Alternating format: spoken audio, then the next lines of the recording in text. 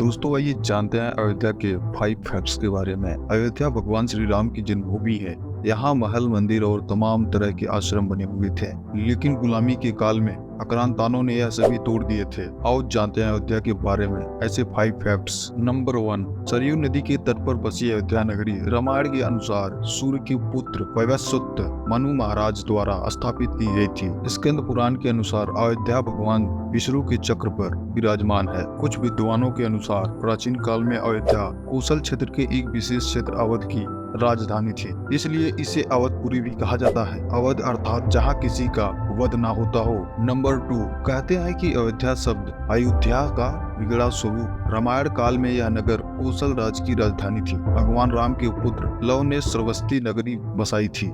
बौद्ध काल में यह श्रावस्ती राज्य का प्रमुख शहर बन गया और इसका नाम साकेत प्रचलित हुआ। कालिदास ने उत्तर कोसल की राजधानी साकेत और अयोध्या दोनों ही का नाम उल्लेख किया। नंबर 3, दरअसल बौद्ध काल में कोसल के 2 भाग हो गए थे, उत्तर कोसल और दक्षिण कोसल, जिनके बीच में सरयू नदी बहती थी।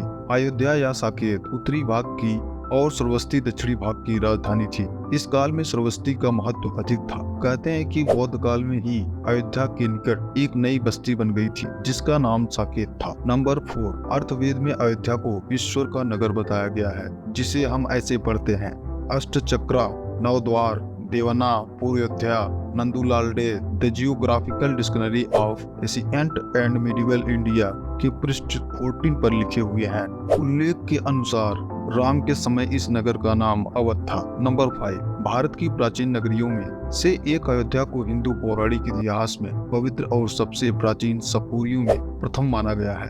सतपुरियों में अयोध्या, मथुरा, माया, हरिद्वार, काशी, कंची, अवंतिका, उज्जैनी और द्वारका को शामिल किया गया है। वाल्मीकि द्वारा रामायण के 5वें सर्ग में अयोध्यापुरी का वर्णन विस्तार से किया गया है। तो दोस्तों, वीडियो पसंद आया तो लाइक करें, कमेंट करें, सब्सक्राइब करें। ऐसी ही जानकारी पाने के लिए हमारे साथ जुड़े रहें।